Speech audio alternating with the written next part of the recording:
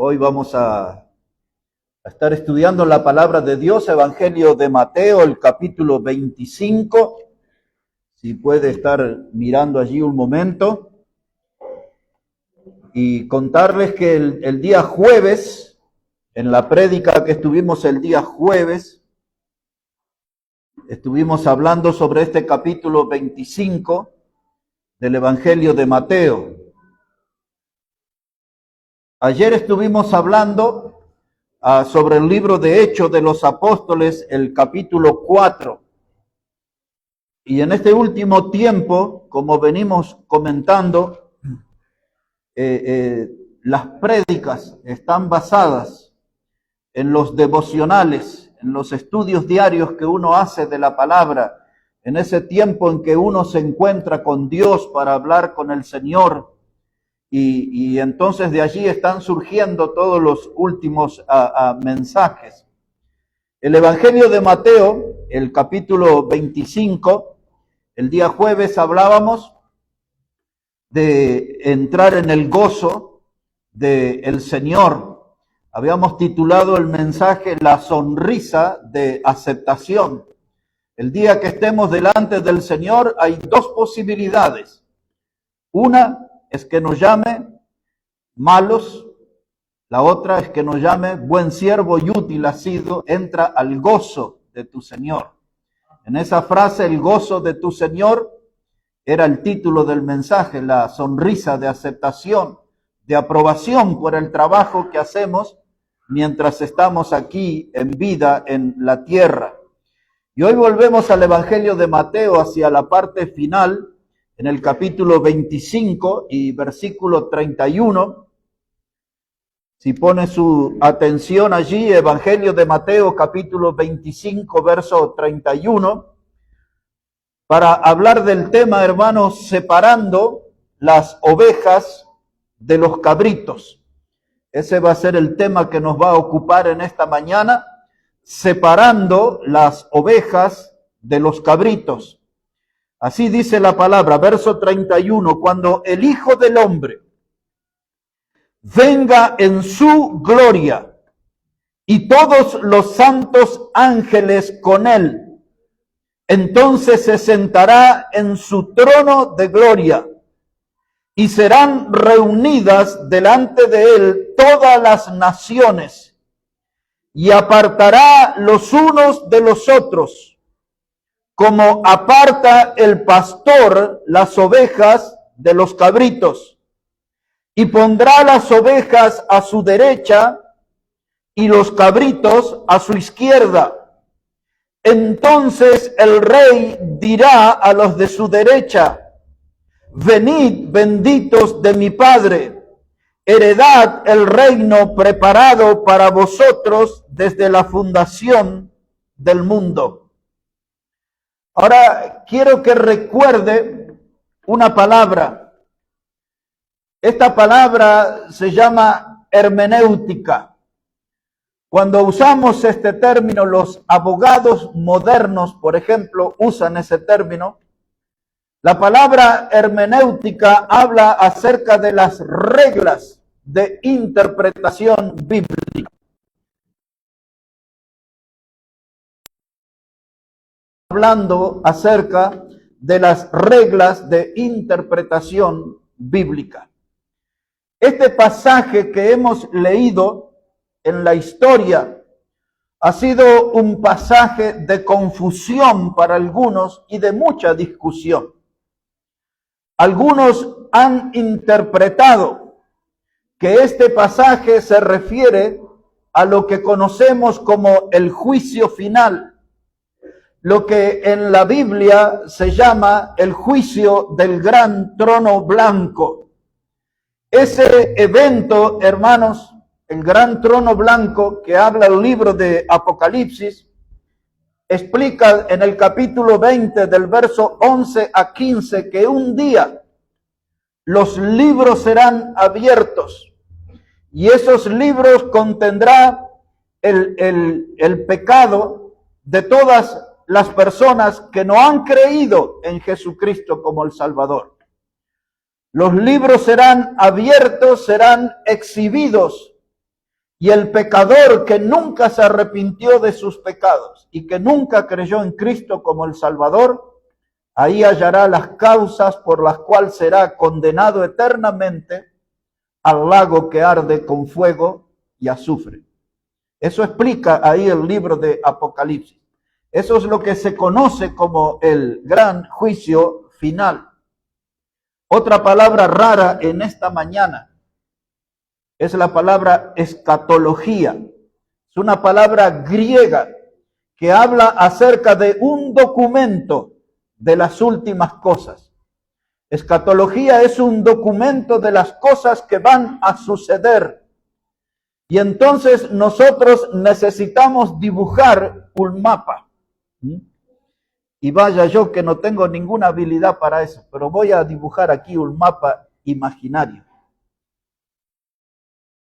Aquí, hermanos, estamos viviendo desde la muerte de Cristo en la cruz hasta nuestros días un periodo de tiempo.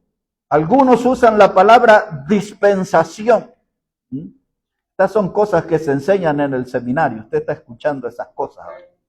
La dispensación, esa palabra se traduce como economía, como periodo de tiempo.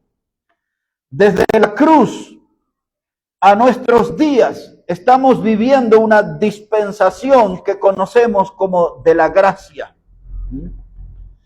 El Señor Jesucristo podría regresar en esta misma jornada.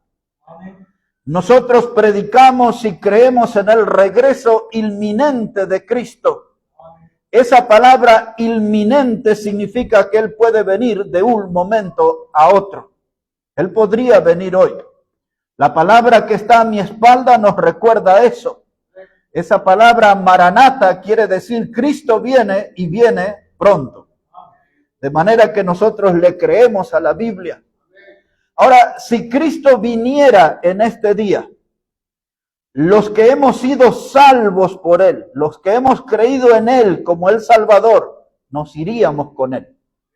Eso se conoce como el arrebatamiento, o se usa la palabra el rapto de la iglesia, donde todos los que han creído en Jesús en estos 2000 años de historia última, serían llevados a su presencia, arrebatados, arrancados del escenario de la tierra para ir con Él. Si eso sucediera hoy, entonces nosotros nos vamos con Cristo y aquí en la tierra comenzaría un periodo de tiempo que la Biblia le da dos nombres. Es un periodo de 7 años. Los primeros 3 años y medio se le llama tribulación.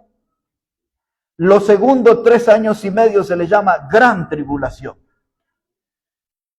En ese periodo de tiempo, los judíos recuperarán su identidad de tribus. La nación de Israel en su origen está formada por 12 tribus. Hoy usted habla con un judío y le pregunta a qué tribu pertenece y no lo saben. Eso ha sido un castigo de Dios basado en Mateo 27, 25, cuando ellos gritaron frente a Pilato, crucifícale, crucifícale a Jesús. Dice Mateo 27, 25, que todo el pueblo dijo, su sangre sea sobre nosotros y sobre nuestros hijos. Y esa expresión le valió a la nación de Israel que perdieran su identidad, de modo que hoy ninguno de ellos sabe a qué tribu pertenece.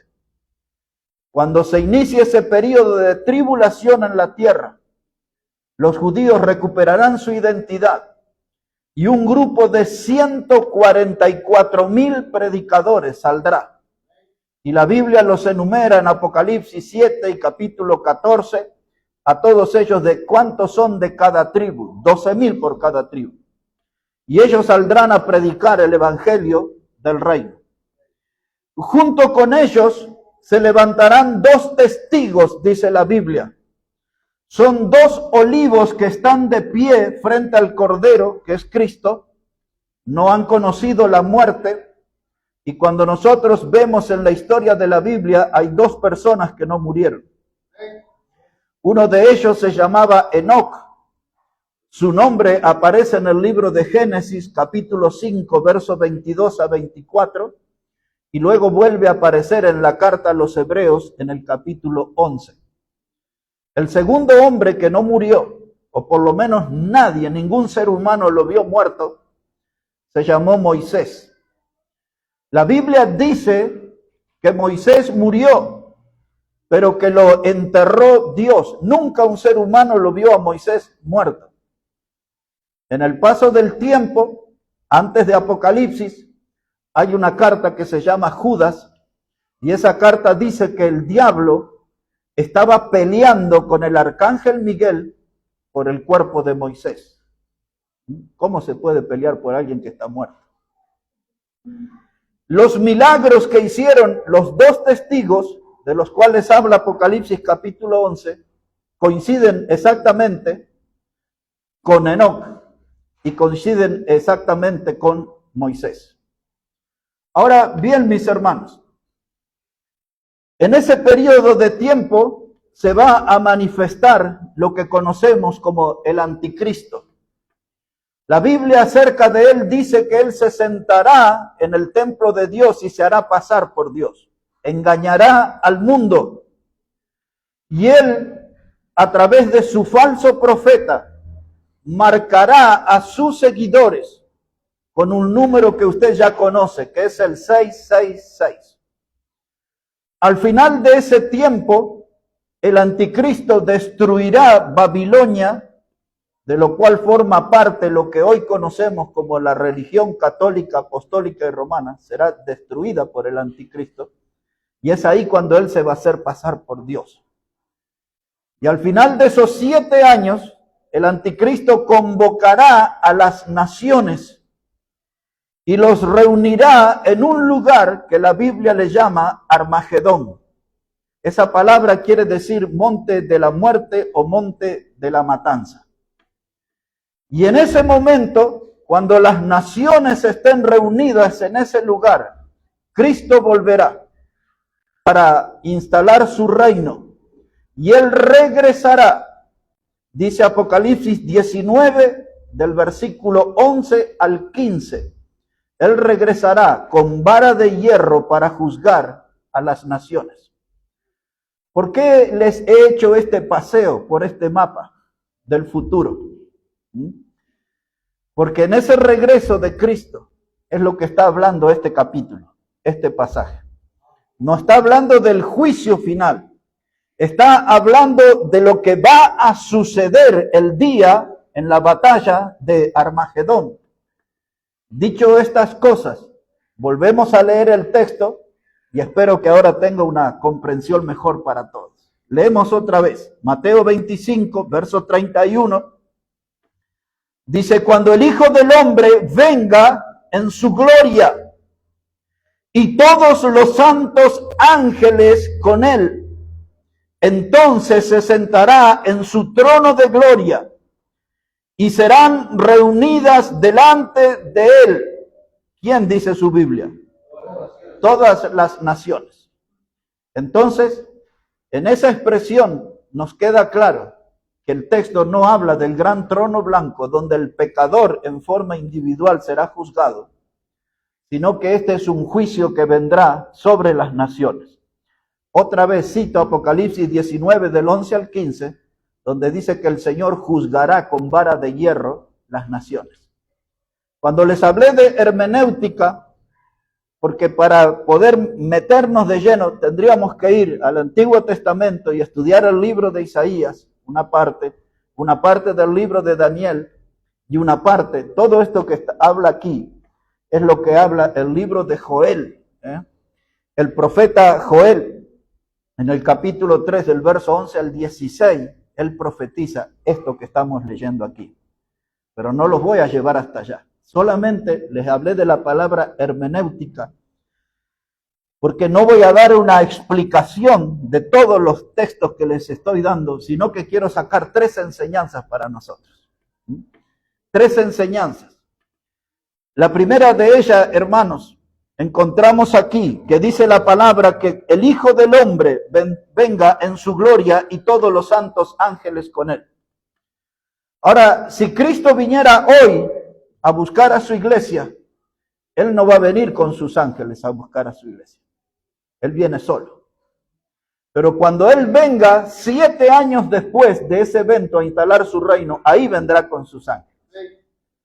Y lo que quiero que note que esa expresión, el Hijo del Hombre, se refiere al Señor Jesucristo. El Evangelio de Lucas, todo el Evangelio de Lucas lo ve a Cristo como el hombre perfecto. En todo el Evangelio de Lucas, el nombre de Cristo es presentado como el Hijo del Hombre. Alguien que es a nuestra semejanza.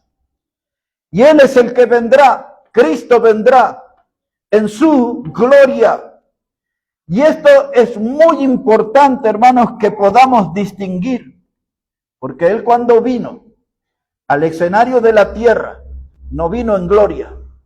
Cuando Él vino, vino en humillación y nació en un pesebre en Belén, en un establo, en un lugar que estaba determinado para animales. Allí nació nuestro Salvador, en un pesebre, vino en humillación. Pero este es un evento distinto, ahora Él vendrá en gloria, dice, y rodeado de sus ángeles. Cuando Él nació en Belén, no estaba la prensa religiosa, ni hubo grandes movimientos. Pero cuando Él venga en gloria, esto será muy diferente, porque las naciones estarán representadas, reunidas en ese lugar. Ahora quiero que note algo también. Dice la palabra de Dios, versículo 31, en la parte final. Dice, y entonces se sentará en su trono de gloria. Ya no es un pesebre, quiero que vaya notando la diferencia. Se sentará en su trono de gloria. Y nosotros sabemos que ese es el trono que Él heredó, es el trono de David. Porque el Señor Jesús es la raíz de David, de ahí viene. David fue el rey más notorio en la historia de Israel. Fue el que ha escrito más salmos, fue el gran guerrero victorioso en diferentes batallas, entre otras contra el gigante Goliat.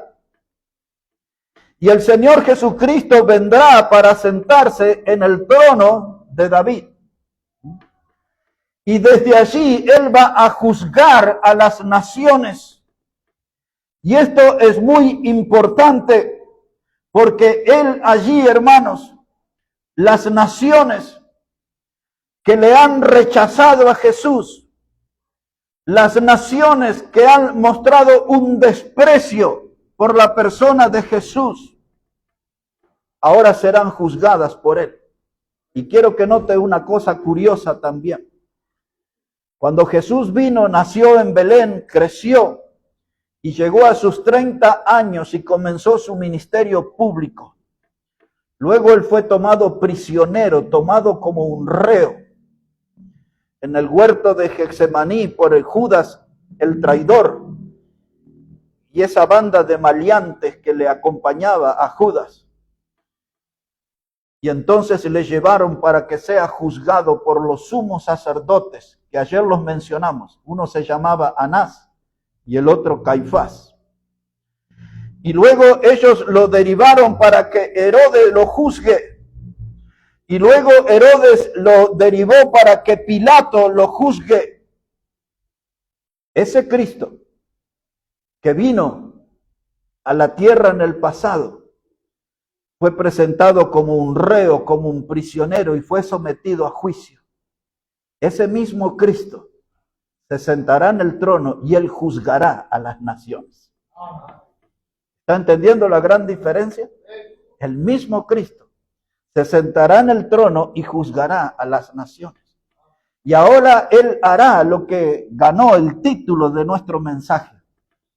Separará las ovejas de los cabritos.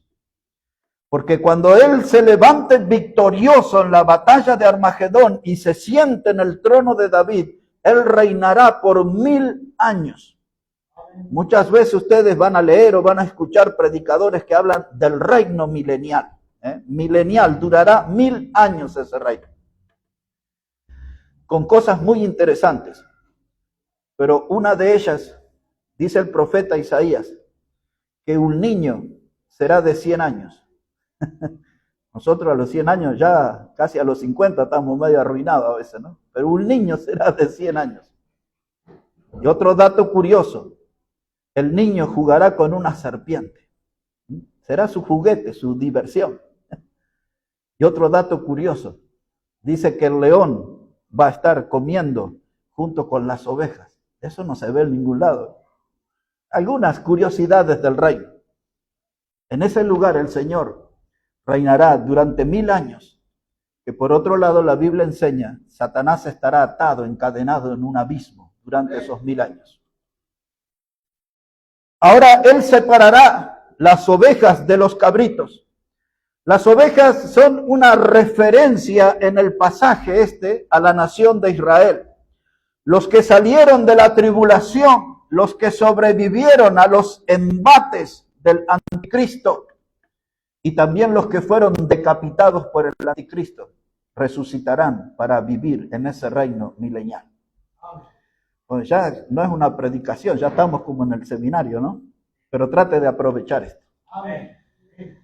Y entonces allí el Señor separará de las naciones gentiles, es decir, de los que no son judíos, de las naciones gentiles, que le rechazaron, que le despreciaron a Él, que no le dieron ninguna importancia, ninguna atención a la muerte en la cruz, en lugar del pecador. Esas naciones serán juzgadas y serán calificadas como cabritos. Y los judíos, la nación de Israel, que van a ver, dice el profeta Zacarías, y mirarán a aquel que traspasaron y llorarán como quien llora por hijo primogénito. Es decir, que ahora en ese tiempo Israel se dará cuenta que a quienes ellos mataron en el pasado en la cruz, ese era el Mesías que Dios le había prometido, el libertador que Dios le había prometido. Ellos hasta el día de hoy lo rechazan, no aceptan a Cristo como el Mesías. Pero Zacarías dice en su profecía, y mirarán al que traspasaron y llorarán. Se darán cuenta de su error, de su gran equivocación. Israel es visto como las ovejas y ellos heredarán el reino. Y los cabritos irán a la izquierda y a ellos les espera un lugar de condenación eterna. ¿Cuál es la aplicación? Lo que yo quería sacar. Por eso usé la palabra hermenéutica, porque no estoy hablando estrictamente del tema, estoy sacando una aplicación para nosotros. Nosotros también tenemos a Jesús como el buen pastor. El Evangelio de Juan dice que Él es el buen pastor que da la vida por las ovejas. Jesús es el buen pastor, dice Juan el capítulo 10, versos 27 al 29. Dijo Jesús, las ovejas oyen mi voz y yo las conozco y les doy vida eterna. Nosotros, al igual que Israel, en ese tiempo somos llamados como oveja y tenemos a Jesús como el pastor. Y la Biblia enseña que llegará el día en que habrá un solo rebaño y un solo pastor. Jesús es el gran pastor. Ahora, mis hermanos, Israel en este texto entrará al reino. Pero el buen pastor Jesús consiguió para nosotros una herencia en los cielos, una herencia que es eterna. Luego usted tiene que dar una mirada a la primera carta del apóstol Pedro y en el capítulo 1, versículo 3, dice que nosotros, refiriéndose a que hemos creído en Jesús como nuestro Salvador, dice que hemos sido renacidos para una esperanza viva. Cuando nacimos de papá y de mamá, ese fue el nacimiento natural. Pero el día que reconocimos que somos pecadores y creímos en Jesús como nuestro Salvador, ese día hemos renacido para una esperanza viva. Amén. Primera de Pedro 1:3.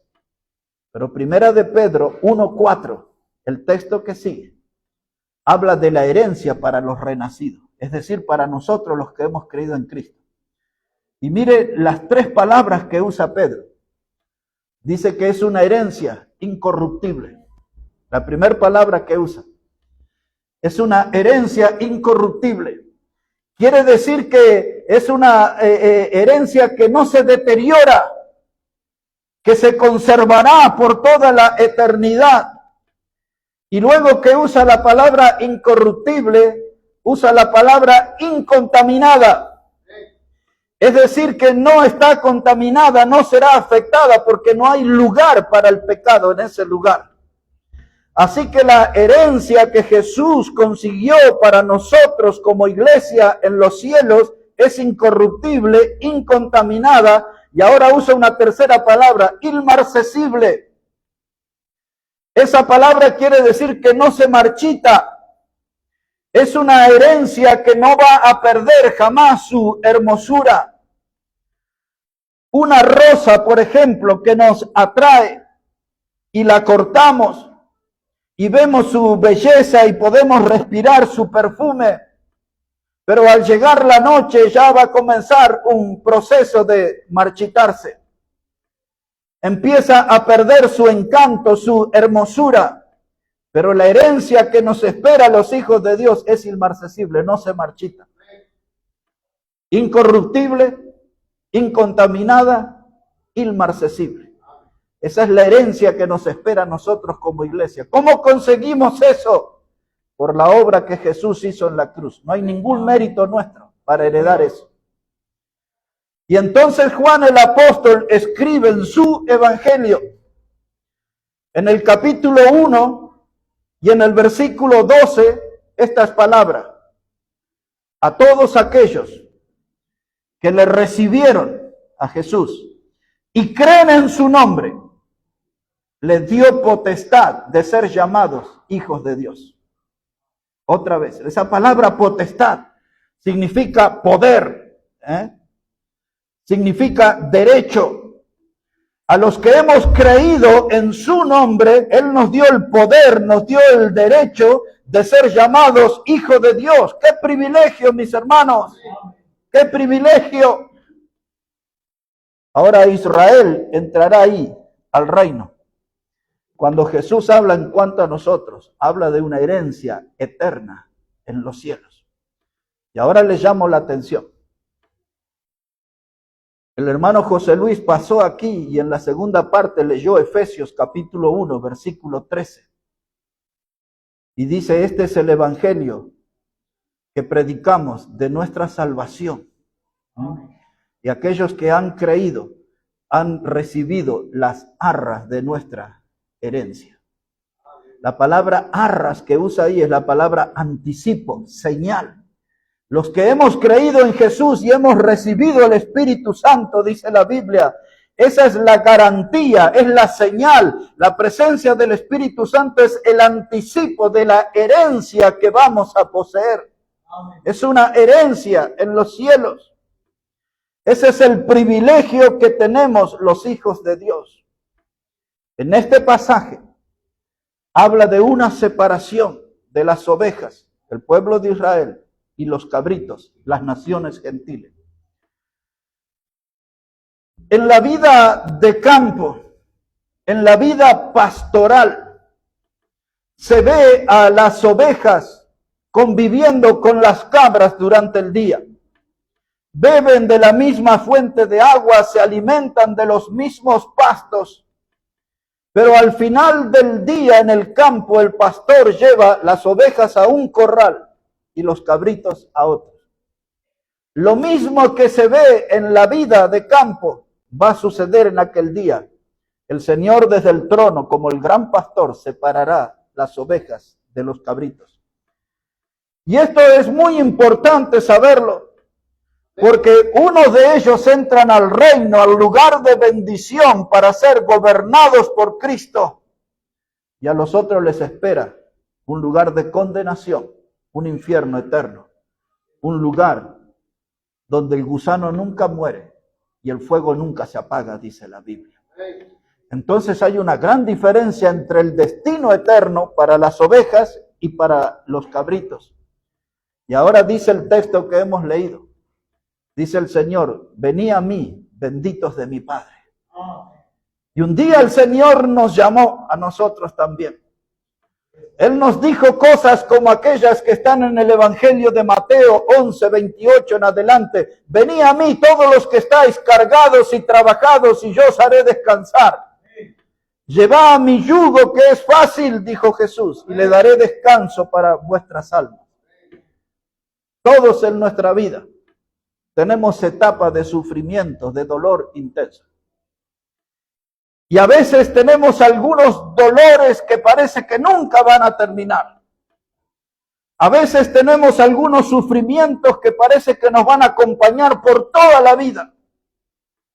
Y el Señor, cuando nos ve en la aflicción, cuando nos ve como almas lastimadas, Él dice, venid a mí. Es un llamado amoroso, es un llamado amplio.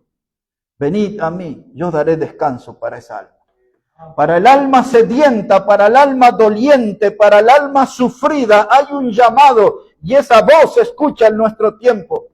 Jesús llamando al pecador a renunciar a ese estilo de vida y a venir con Él para creer como Salvador y tomar su cruz y empezar a seguirle. Es una invitación para una nueva vida. Es una invitación para dejar el fracaso, dejar de morder el polvo de la derrota y creer en Cristo y comenzar a vivir una nueva vida como hemos cantado en esta mañana, vida abundante. Jesús nos llama. Y en esta hora y en este momento quizás le está llamando ahí a su corazón. Quizás Él le está hablando a usted en esta mañana. Y quizás usted empieza a entender cuál es el propósito por el cual Dios le trajo en esta mañana a este lugar. Hay algo que Él me quiere decir, hay algo que Él me quiere comunicar, hay algo que yo necesito aprender en esta vida para empezar a vivir una nueva vida con Él. Dice la palabra, venid benditos de mi Padre. Ahora quiero que note esto. La palabra en el idioma griego que usa la Biblia es la palabra eclesía. Esa palabra eclesía es la que nosotros utilizamos como iglesia. Esa palabra eclesía o iglesia significa los llamados afuera. Esa es la definición del término. Los llamados afuera. En la historia, cuando Israel salió de Egipto y vivió 40 años en el desierto, el predicador Esteban en Hechos capítulo 7 dice que Moisés era el pastor de la asamblea en el desierto. Usa la palabra asamblea. Es la misma palabra que iglesia o eclesía en el idioma griego. La misma palabra. Entonces Israel salió de la esclavitud de Egipto hacia el desierto rumbo a la tierra prometida que fluía leche y miel. El día que nosotros creímos en Jesucristo como nuestro Salvador, ese día Dios ya nos sacó del mundo y nos hizo ciudadanos del cielo. Amén. Otra vez, el día que creímos en Jesucristo como el Salvador. Si alguien creyó ayer mismo, empezó a ser ciudadano del cielo. Amén. Por eso cuando Pablo le escribe a los hermanos en Filipenses o en Filipos, en el capítulo 3 y en el versículo 20, Pablo les dice, porque nuestra ciudadanía es celestial, de donde también esperamos al Salvador. Es decir, que desde el momento que creímos en Cristo somos ciudadanos del cielo, somos la iglesia, somos los llamados afuera. Esa es la idea de que fuimos separados para vivir eternamente con Dios. Es la misma idea que refleja este pasaje cuando Jesús dice, venid, benditos de mi Padre, entren al reino, a un lugar de goce, a un lugar de privilegio. Y la iglesia, cuando estemos ya con el Señor, estaremos en un lugar de gozo, en un lugar de privilegio. Amén.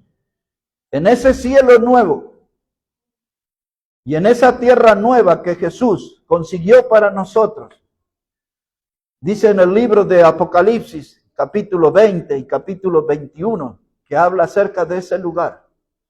Dice cosas como esa: en aquel lugar no habrá más llanto, no habrá más muerte, no habrá más dolor. Es un lugar diferente. Todas nuestras aflicciones en esta tierra hallarán ya su fin cuando estemos con el Señor. Israel, cuando entre al reino, venid, benditos de mi Padre, comenzarán su tiempo de goce. Detrás quedó, bien atrás, la esclavitud en Egipto, los sufrimientos, los sometimientos en la historia, los diferentes pueblos e imperios. Fueron sometidos por los asirios, fueron sometidos por los babilonios, fueron sometidos por los medos y persas, por los griegos, finalmente por los romanos. Y en la última etapa, el último dictador mundial, que será el anticristo, ya todo eso quedará atrás, todos los sufrimientos. Y entrarán al reino, a un tiempo de goce. Lo mismo que sucede con ellos, sucederá con nosotros como iglesia. Entraremos al gozo del Señor y estaremos por siempre con el Señor.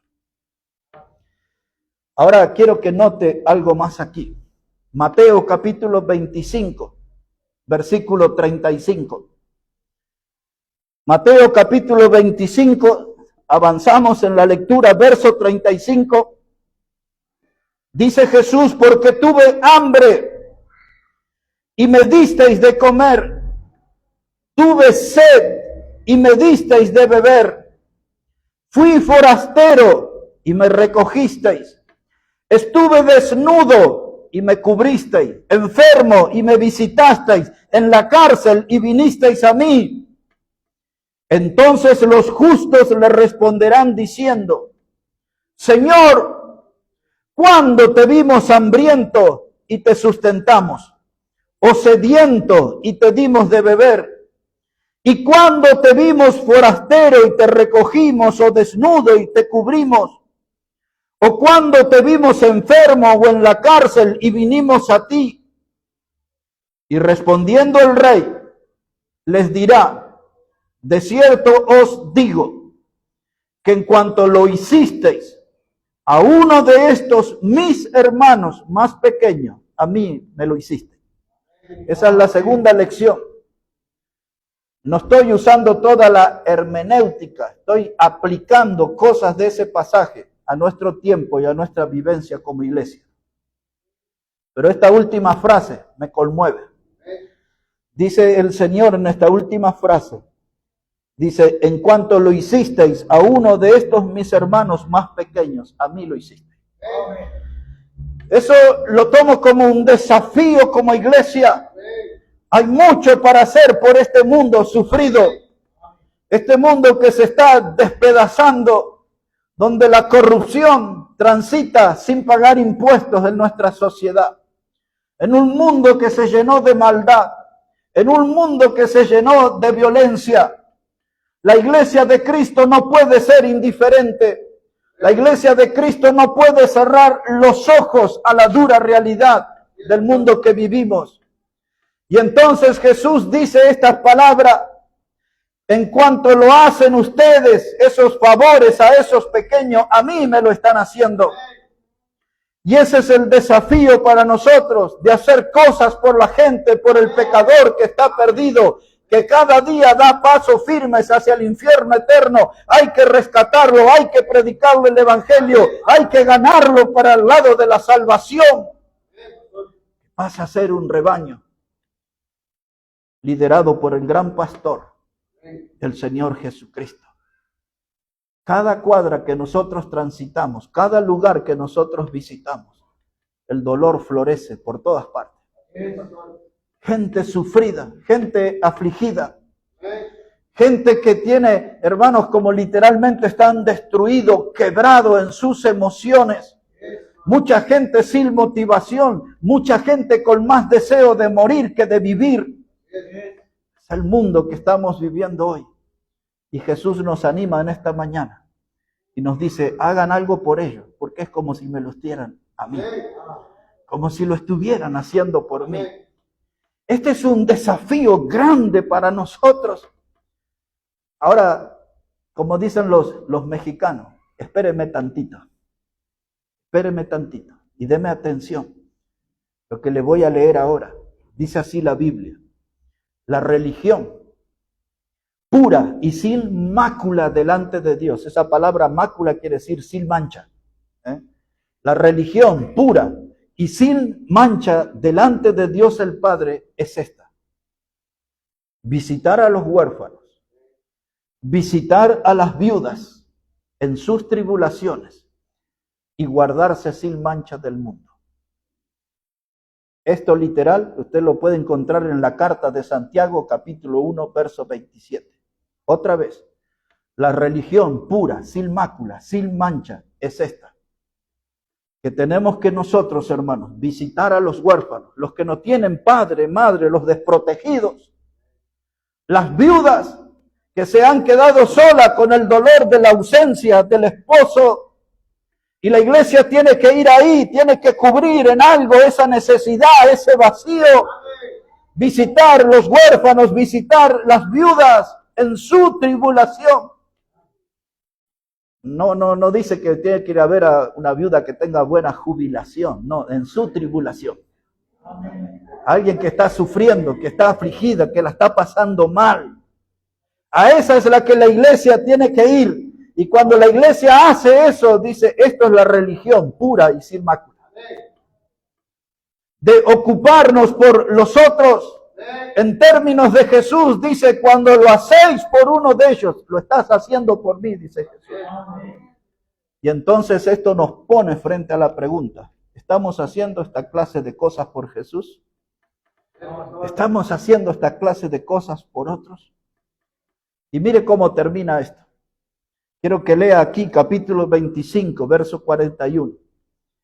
Esto es lo que un día una de las niñas de nuestra congregación me preguntó el año pasado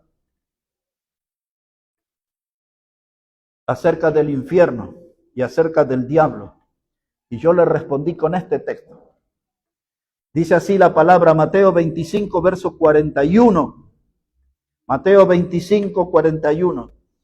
Dice, entonces dirá también a los de la izquierda: apartaos de mí, malditos, al fuego eterno, preparado para el diablo y sus ángeles. La gente dice a veces, me interroga, me dice, ¿por qué si Dios es amor y Dios es tan bueno, creó el infierno? El pasaje este nos responde en su origen. El infierno fue creado para el diablo y sus ángeles, es decir, sus demonios, los que le siguieron a él. Pero el infierno abrió las puertas a los que le dieron la espalda a Jesús y quisieron vivir como el diablo y para el diablo. La gente eligió vivir como el diablo, hacer las cosas que el diablo propone, se someten a su gobierno, a sus enseñanzas. Y si van a ser seguidores del diablo, el destino será el mismo que el diablo. Y entonces dentro de esos cabritos el Señor usa una palabra dura, le dice, apartaos de mí, malditos. En otras palabras, bajo el término malditos, son gente que estuvo ocupada en hacer el mal.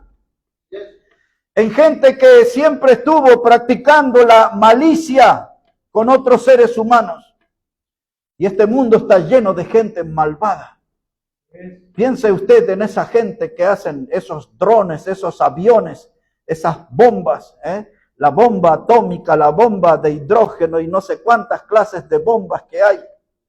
Las armas modernas, todas destructivas, todas salen de mentes podridas, de corazones malos, de gente que ha sido inspirada por el diablo mismo.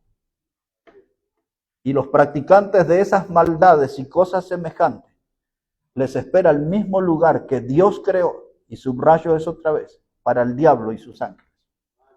Pero si quieren vivir como ellos, tendrán el mismo destino que ellos. Porque mire cómo dice el verso 46, y este es el final de nuestro mensaje. Versículo 46, dice Jesús, e irán estos al castigo eterno, y los justos a la vida eterna. Habla de dos lugares Jesús. Dice aquí que algunos irán al castigo eterno, los cabritos, pero las ovejas, los justos, irán a la vida eterna. Vuelvo a la palabra del principio, porque por ahí algún teólogo cuando vea el video dice, el predicador no está aplicando correctamente la hermenéutica. Estoy contando la historia por un lado, y estoy de esa historia, de este capítulo 25, estoy sacando 3 lecciones para nosotros hoy. Esta es la aplicación. No estoy explicando todo el trasfondo histórico de ese pasaje, que como les dije tendría que ir a Isaías, Daniel, Joel y deslizarme por esos lugares. Estoy rescatando 3 lecciones para nosotros aquí en esta mañana como iglesia. La primera de ellas es que tenemos un gran pastor que cuida de nuestras almas. Amén. Jesucristo es nuestro gran pastor. Él es el Salvador. Él es el Salvador de nuestras vidas. La segunda lección es que Él nos desafía a hacer cosas por el prójimo como si las estuviéramos haciéndola a Él. Amén. Y la tercera lección que quería rescatar en esta mañana es recordarles que hay un lugar de salvación eterna, pero hay un lugar de tormento eterno. Dice la palabra de Dios en este verso 46, e irán estos al castigo eterno. Irán estos al castigo eterno. ¿Quiere tener un dato cruel de ese lugar?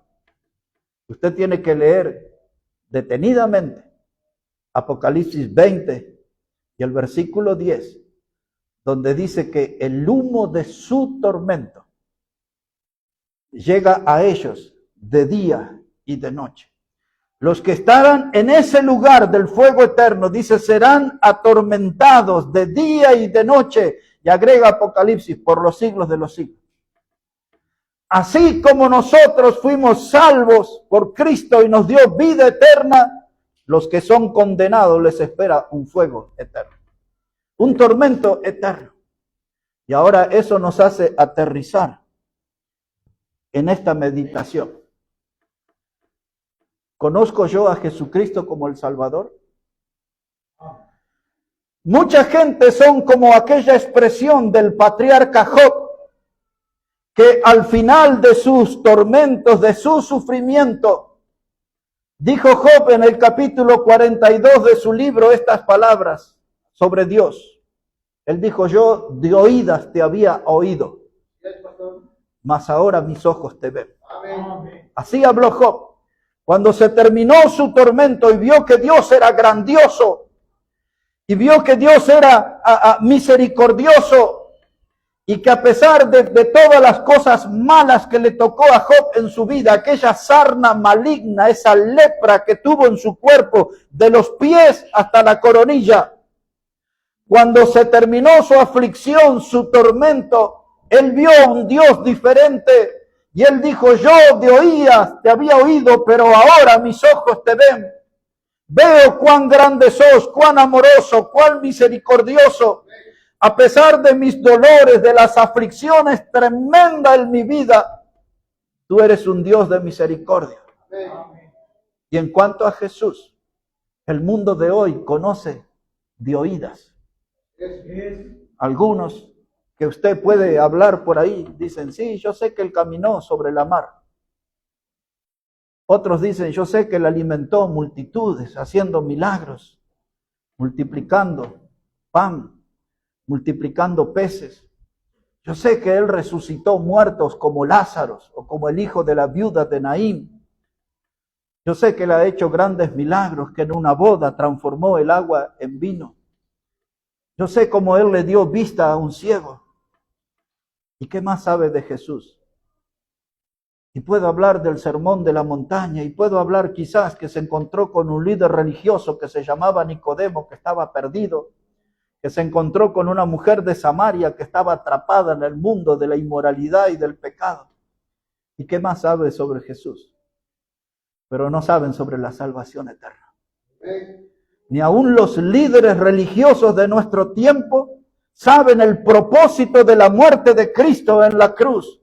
La Biblia dice que Él vino a este mundo para buscar y salvar lo que se había perdido. El hombre ha decidido vivir a su estilo, le dio la espalda a Dios. Por eso la Biblia dice que todos se descarriaron como oveja, a una se desviaron. Cada uno hizo lo que se le antoja y así le ha ido la vida. Todo lo que hicieron fue acarrear tormentos, dolor, aflicción sobre sus vidas, sobre el hogar.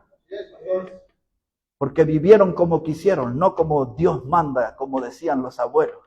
Nuestros abuelos hablaban así, hay que vivir como Dios manda. ¿Y cómo manda Dios? Que nos arrepintamos de nuestros pecados y creamos en Jesús como el Salvador. Ese es el mandamiento más importante, es el primer paso para venir a Dios, para la reconciliación. Para ponerle fin a que nosotros hemos ofendido a un Dios que es santo. Nuestra manera de vivir, nuestra manera de hablar, nuestra conducta en esta vida ha ofendido a un Dios que es santo, ha lastimado el corazón del Dios que es santo. Y necesitamos reconciliarnos con Él y la única vía de reconciliación es Jesucristo. Por eso Él construyó el puente más maravilloso en la cruz del Calvario. Es el puente que lleva al hombre pecador perdido al Dios santo, que empieza a ser nuestro Salvador.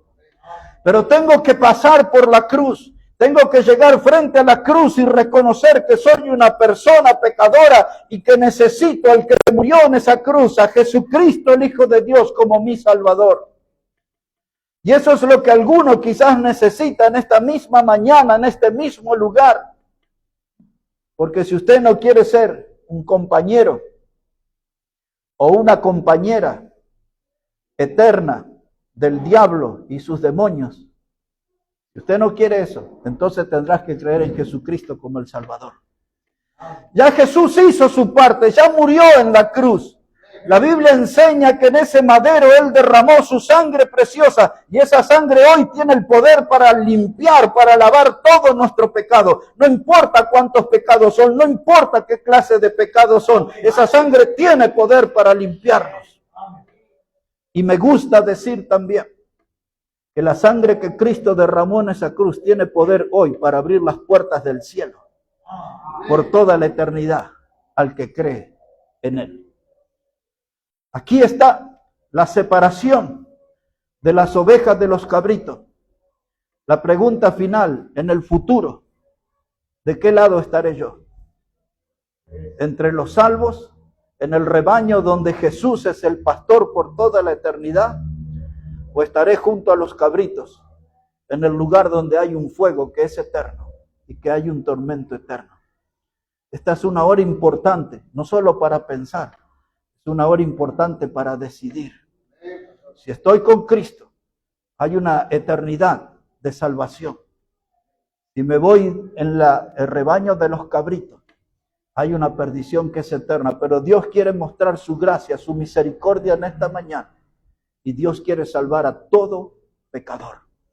Vamos a hablar con Dios en esta mañana, vamos a orar al Señor.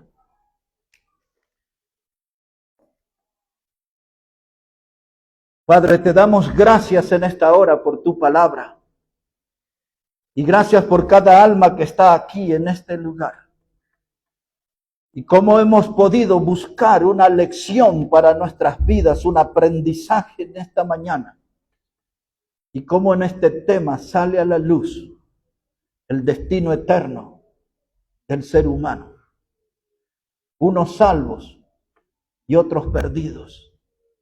Y en esta hora pedimos, Padre, por tu misericordia, que se aplique a la vida de alguien aquí que no te conoce y que pueda creer en Jesucristo como el Salvador y librarse así de tormentos eternos y disfrutar de ese cielo nuevo y tierra nueva que tú has prometido. Es tiempo de abrir las puertas de nuestra vida para poder creer en Jesucristo como el Salvador. Obra, Padre, en quien lo necesite en esta mañana. Y obra también en nosotros, tus hijos, que necesitamos predicar la palabra, que necesitamos hacer cosas a favor del prójimo que está sufriendo, atormentado. por el diablo, por el mundo. Ayúdanos, Padre, a tener un corazón sensible y ayúdanos a tener unas manos extendidas para levantar al caído, al que lo necesita. Y ayúdanos también, Padre, a no esconder la verdad, que hay un infierno eterno para quien no conoce a Cristo. Ayúdanos a predicar la verdad, que podamos ser instrumentos útiles en tus manos. Bendice cada alma aquí en este lugar, bendice cada familia que representamos. Que tu mano poderosa esté con nosotros.